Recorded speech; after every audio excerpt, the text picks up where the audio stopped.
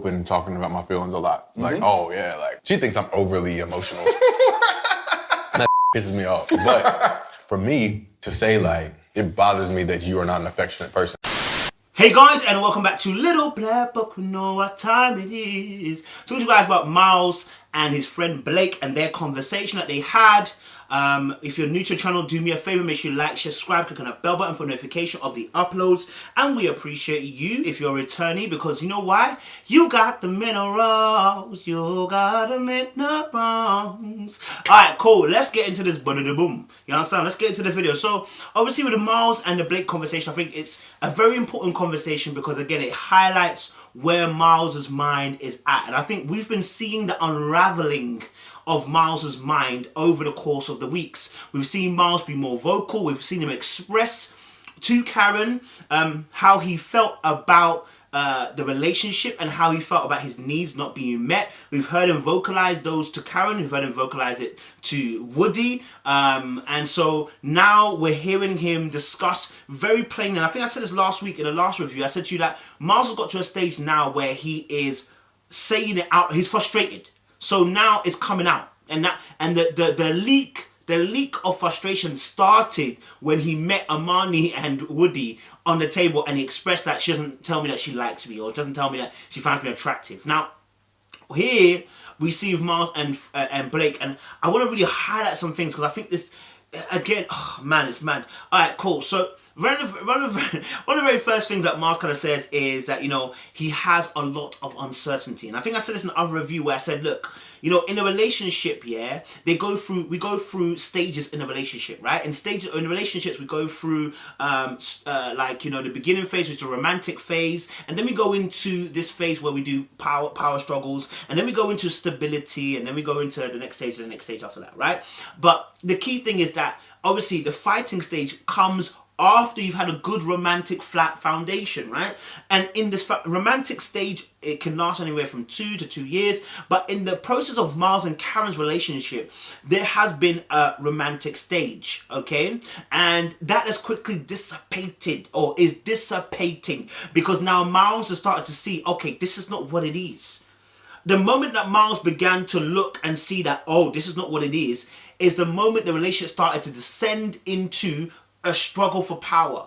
And when we say a struggle for power, we're saying it's a struggle for needs being met, okay? Or there are fears that are being now realized in a relationship. And so what we see with Miles is that here he speaks to Blake quite openly, just like he did with Woody. I have a lot of uncertainty and a lot of thoughts and questions and feelings thinking about the decision day. And so I want to be able to get some advice from him and trying to get me in a good headspace going into decision day. So they have a really frank conversation. I think there were some really good questions that Blake was asking as well. And so he made a point that, you know, during quarantine, and look, you see, some of you were saying bad edits. Some of you were coming and saying bad edits for Karen. Let me calm down. Some of you were saying there was bad edits for Karen. And that's why we saw the video and it wasn't as it was meant to be. Well, the brother has come out to say, quarantine, some things were happening that we would not qualify. That, listen, let me just be frank with you.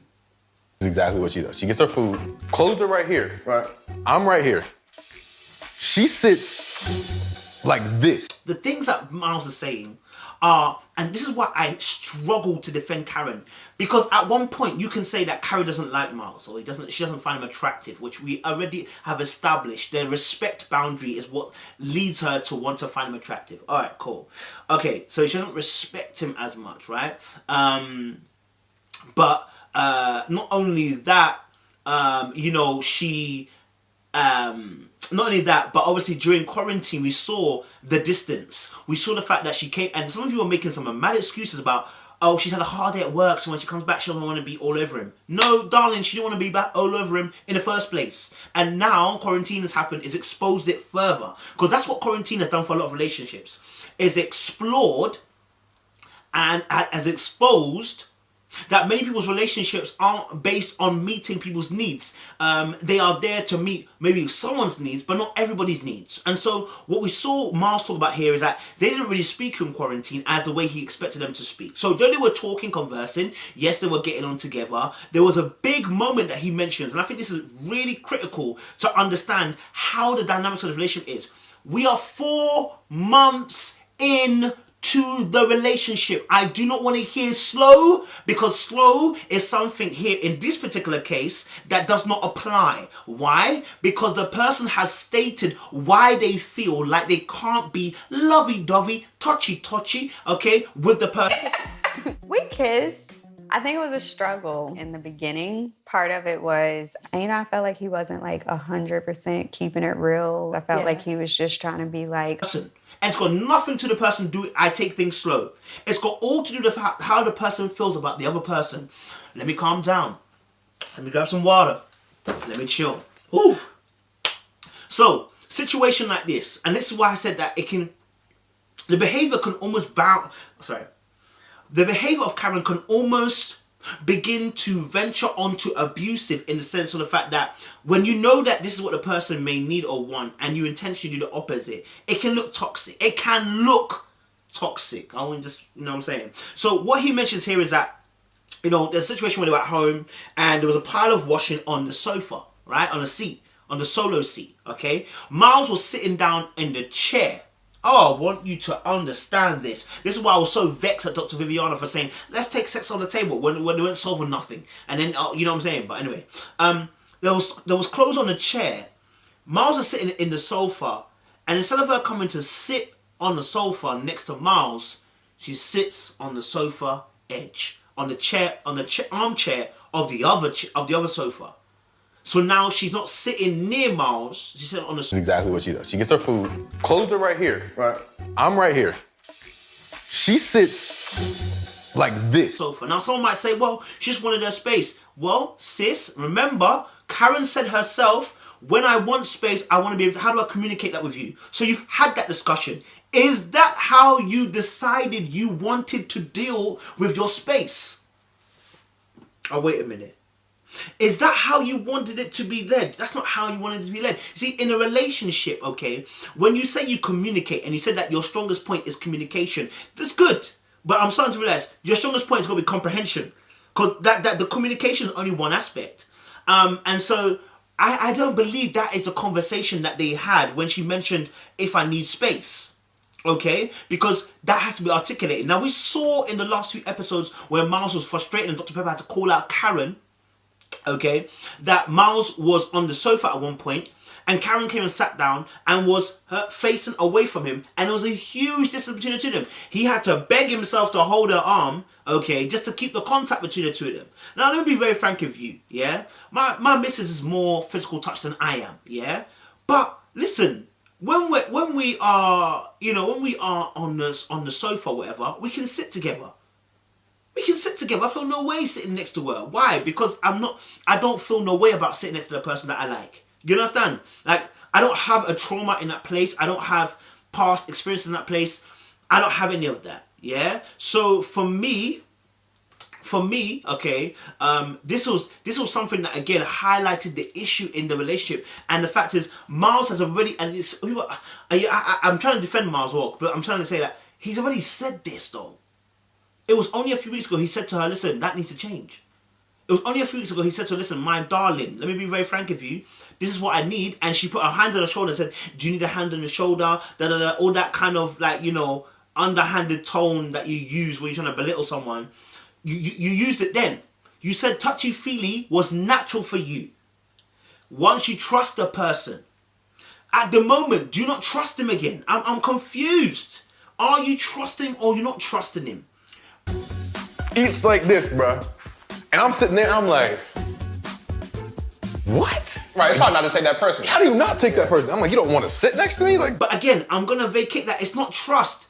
It's the fact that she mentioned this later on the show, that she doesn't feel the masculine energy from him, right? And so we're going to talk about safe spaces in a second, because this is going to come into it. The guy, obviously Blake asks as well, about Karen, and he said, and Miles said, listen, Karen's got better lately, and then he put a button. But now, has she opened up a little bit more? You guys been communicating a little more effectively lately? Yeah, lately. But I think it's tough because I'm a person. Have you noticed that now, everything that Miles is saying, there is something else that's like disagreeing with the point that he's made. So now he's no longer just making a point like, oh yeah, it's good to go. No, everything now is good to go, but there's a situation. Oh, it was nice, but, oh, it was good, but it was but. And now everything seems to have a button there. Now the blinkers are going off. Okay? This is what Karen wanted, right? This is what Karen wanted. She wanted the guy to highlight every issue that she had. He's now highlighting it. And I'm saying to you, listen, I don't know if this is what you really wanted. Sometimes we ask for things and we're not ready for it. And sometimes it's the way we ask. And now the way you've behaved previously, yeah, it's showing its tail. How is it that you were sitting, how is it that blood man puts the washing on the sofa and you leave the sofa and you come and sit on the, instead of sitting next to me, you come and sit on the handle of the sofa. Like, and so now you're asking this guy to be his true self, yeah? You're asking this guy to be his true self, to be his genuine self. And his genuine self is not this all obtrusive masculine energy. His total self is somebody who likes to touchy-feely, who likes to be close, who likes to have good chats, who likes to to be around and encompassing of his missus. He likes the kisses and the hugs and that cute stuff that goes with it, yeah? I think it's tough because I'm a person who's open talking about my feelings a lot. Like, oh yeah, like she thinks I'm overly. He's a physical touch kind of lover, right? And that's the same thing you're going to say that it's also emasculate. It's also emasculate. It's also feminine. The brother can't win, bro. The brother can't win. Now, he said obviously his biggest pet peeve basically was that, she's not affectionate, and that you have to break it all the way down. But That to her felt like, damn, like why do I have to spell all this stuff out for you? I think I had to like take a step back and be like, okay, she has no idea what I need. Bro, you broke it all the way down and she still ain't comprehended it. Do you know why? Because the friend said in the other show, all my days, the hardest thing about Karen is that she doesn't listen. So now, even though you've broken it down, she ain't comprehending. She's not trying to comprehend. Because until she sees what she needs, she's not comprehending. And this is a problem because there's no give and take. This is what's needed. And so again, the same problem is reoccurring now for the past few weeks. The lack of affection. You know what I'm saying? And I want to make this very clear. When we say affection, we're not talking about sex. He may have mentioned sex a little bit, but we're not just talking about sex. We're talking about all-encompassing. We're talking about kisses, hugs, none of it being done, right? None of it none of it coming to fruition. You've been sowing and nothing's gone. And so he makes a point that he made with Dr. Cow once again. He spoke about her capacity. It may not be enough. And I said this, he said it to her face to face as well. Her capacity just might not be enough. Some people do not have the capacity at the age that they are, at the experience that they are, at the level that they are, to be able to love you the way you need it. And that's okay. That she's not trying. Oh, no. I don't think she's not trying. I think she's giving all the effort that she has the capacity to at this moment. Right. Is that not enough? I don't know. That's okay because I'm just not the right person for you. It weren't the right time. You understand? Yeah? It's okay because you didn't have the tools or the resources to build with me the way you need to build. And it's okay because I'm not the right person for you. Anybody watching this, I need you to understand that, listen, it's okay if that person didn't have the capacity to love you the way you wanted it. Do you know why? Because they didn't have the tools or the resources or the backing to do so. It's not your fault, okay? It's not their fault. It's just that it's not the right person. They don't have the capacity. They don't have the capacity. There is not enough space in them to deal with what you want from them. Do you get it?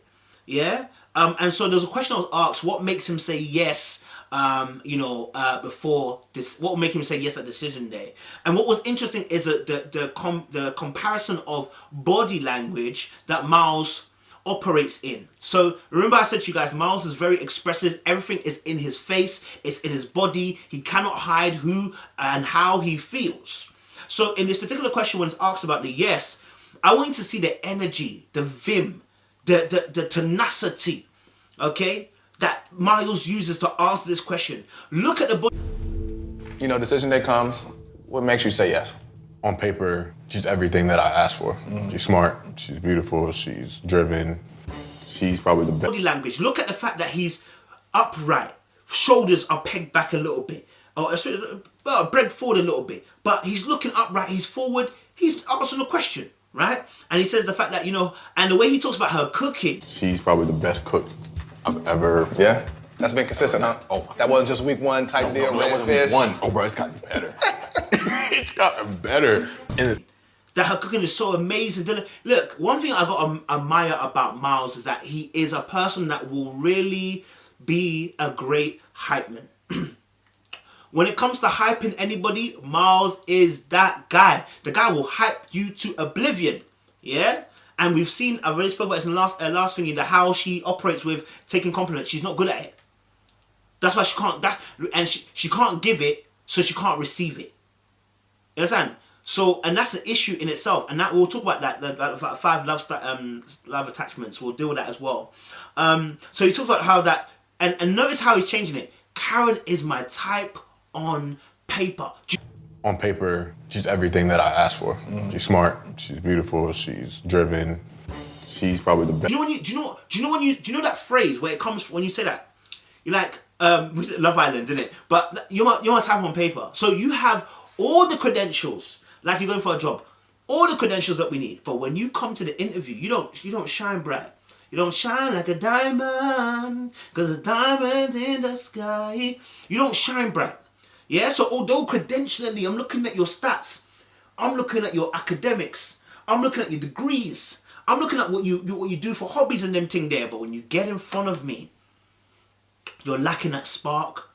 And that's why we say on paper. So theoretically, you're good for me, but practically, I'm not experiencing what I need to experience.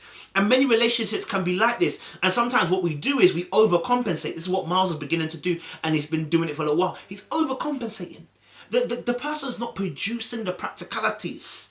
Okay? They done told you they naturally can do touchy-feely, and they can't. It's not an ability to provide for him at the moment. Do you know what I mean? But, you know, I really appreciate the fact he was banging out about a combat of food and stuff. So, and then he said obviously what would make him say no. And you notice immediately his head drops. He does that lip thing again where his lip stiffens up. And he speaks about the fact that the emotional, he says emotional and physical. To say no on decision day, it would be because just our inability to be more intimate, like emotionally and physically. Intimacy. So I want you to understand something. So now, I remember I told you about intimacy is physical, sexual, emotional, experiential, okay, mental, okay, financial. You understand? And I can't remember the other one else who was there. You get me? So there are different types of intimacy.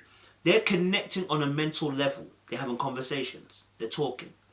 They're struggling on a physical intimacy, which means they're not going to go to sexual intimacy. Yeah, because some people can do sexual intimacy but can't do physical. They're struggling to do physical intimacy.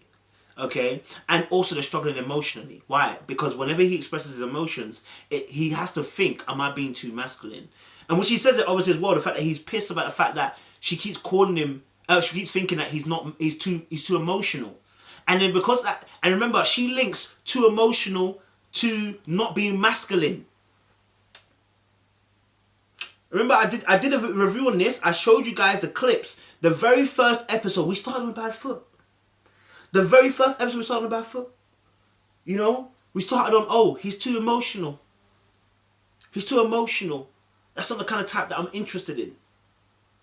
You get me? So, yeah, his response here was different. Right. I'm not here just to have sex, but I've also been married to my wife for 4 months, you know? So it's hard to say, I want to be with you forever. Right. And I have not experienced that. This is where obviously I disagree.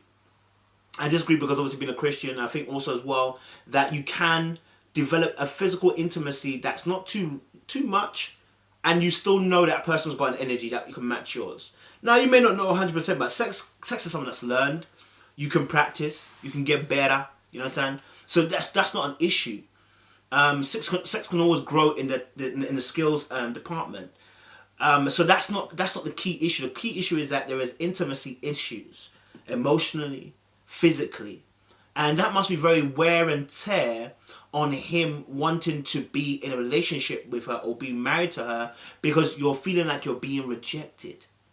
And this is mentioned as and you know what? It's so funny because the girls who are friends of Karen alluded to this. They alerted Karen. They let her know. They told her sirens are coming. Because if you don't know how to do this, and we're going to talk about that in another review, I'm telling you, man, the way that the girl broke it down was so powerful, her friend. But we'll review that in a second.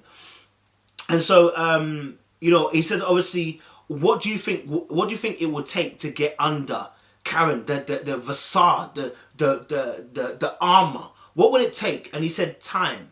What do you think it'll take to kind of get under the surface? So I think it requires like a lot of time. You know you ain't got time. I don't have time. I have a couple days. And the issue here is that obviously, how much time? Now listen, if we have infinite amount of time, then no worries. If you're showing me something, then no worries. If there's promise there, then no worries. But at the moment, there isn't none of that at the moment. You understand? It's not getting better. It hasn't got better. I haven't seen them get better. They're still on 1 or 2 kiss. In fact, Karen herself baited herself out in the review, in her own conversation with the girls, when the girls asked her, are you not kissing? And she said, oh, we kissed. Oh, you kiss or you kissing? Which one? Because kisses, was it present or what past or whatever? No, we kissed is past, isn't it? Kiss is present. Yeah, we kiss. Kissing is an active verb. We're doing something. We've been doing something, you know? Y'all be kissing. She said y'all be kissing. We kissed. I think it was a struggle. Understand? Yeah? So, this aspect of their relationship, he's asking, the friend's asking, what do you think it would take to get underneath the armor that you're seeing? And it's time. And he said, potentially, it may not materialize. And I think this is where he's weighing up the option. There's potential that this could go the right way and she would eventually change. And there's also a big potential that she won't. She'll just continue the way she is. And so that's why she's gonna explain herself later on with him in the house when she explains what she needs from him. But again, I really saw this particular review, this particular part with himself and Blake. Again, just highlighting to me that the frustrations are boiling to the top now. Those conversations you're having with a man them is starting to bubble up. Or do you make a decision realizing that like, yeah, there's potential there, but what you've seen up to this point is or isn't what you want? What you think? So guys, that is the review with Miles and Karen and dealing with Miles talking to his friend Blake. The next review we're going to do later on is to do with Karen and her friends. Let's break that down and just get deep with it. Guys, I hope you like, you share, and you subscribe to this channel. Alright? And leave your comments down below. I know some of you don't like the fact I'm doing Karen videos, but it is what it is.